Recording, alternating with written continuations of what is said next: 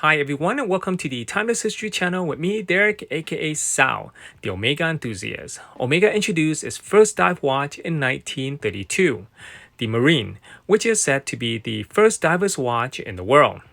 A dive watch keeps accurate time while in water at great depths.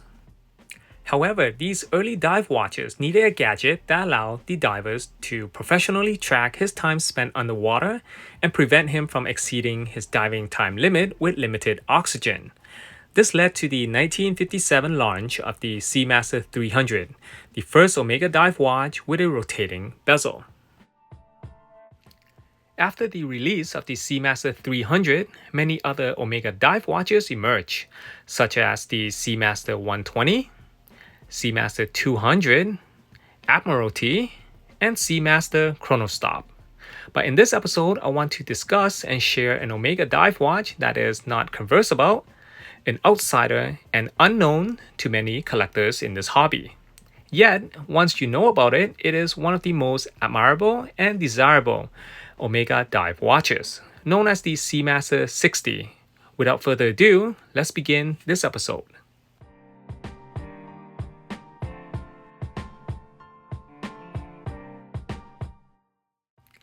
So I've been collecting vintage Omega watches for a long time, and I still remember the first time I came across a Seamaster 60. I was stunned by how it looked and at the same time uncertain whether it was an original Omega watch or not. It seems unique from other Omegas, possibly because of the color tone that it comes with. The Omega Seamaster 60 was launched in 1969 and lasted until 1971 under reference 166.062 for the gents version and 566.024 for the ladies version.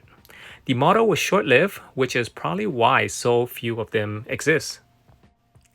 The Seamaster 60 came in three different variations: the complete blue, the full burgundy, and the mixed combination where the bezel is blue with the burgundy dial. The full blue version is the most common of the three as it was more desirable and sold more pieces, which is why we see more of them in today's market. The full burgundy version is rare to come across. Most Seamaster 60 owners don't even know the burgundy version exists. I'm not sold on the mixed combination version and would not recommend it to anyone as well because it looked like a rebuilt piece between the two color version. Before I continue, I just wanted to say that at the end of this episode, I want to share a new book on vintage watches that I recently purchased.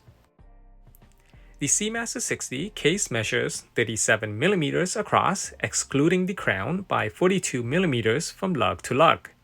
The case thickness, including the original signed crystal, is 12mm. It takes an odd-sized strap as the case lug width is 19mm. From my understanding, the beads of rice bracelet on this watch is not the correct bracelet that the Seamaster initially came with, but the bracelet should appear like one of the following two examples.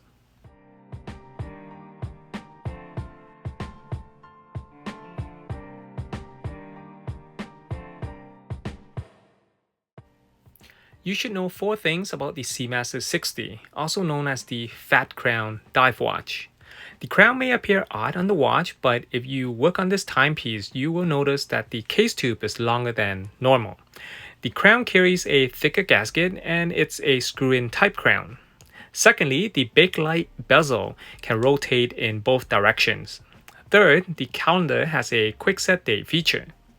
Lastly, it is also essential to purchase this watch with the original crystal, which is uniquely made.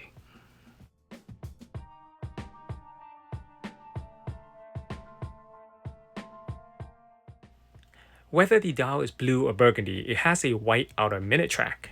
The silver tone hour markers are joined with a luminescent spot, and the hour and minute hands are painted white with luminous paste. Below the word Seamaster, the number 60 may or may not be printed on. The letter T next to Swiss made indicates that tritium is the luminous substance on the dial and hands. The Seamaster 60 case is only available in solid steel. Its lug surface and side of the case were originally brush finish. The chamfer on the lugs and the entire back of the watch are polished. On the surface of the screw-in back, it says waterproof tested 60M for 60 meters or 200 feet. Also make sure that the inside of the back carries a fresh O-ring rubber gasket. This reference came with 2 different calibers depending on which market it was sold in. It is commonly seen with a caliber 565 automatic movement, indicating that the watch was sold internationally.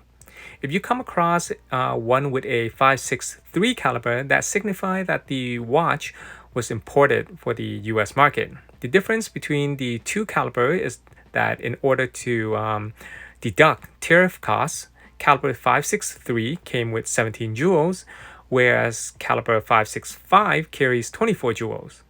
The ladies version carries a caliber 681. Now that you know about the Omega Seamaster 60, let me quickly review this book I just purchased at a local Chapters bookstore. I won't go through it page by page, as that would be unfair to the author. But here you can see the content of what the book will discuss about.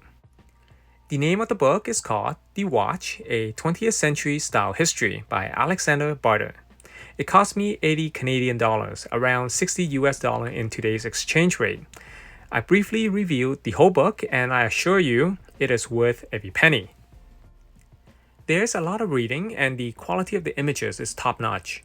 The book features several brand names and mostly rare timepieces throughout the 20th century. What is highly important is the timepieces featured are with their factory original finished dial. This allows you to see and understand what this precious, timeless piece of history should look like. I'll give you a glimpse of a few pages. Please enjoy, and I'll see you in the following episode.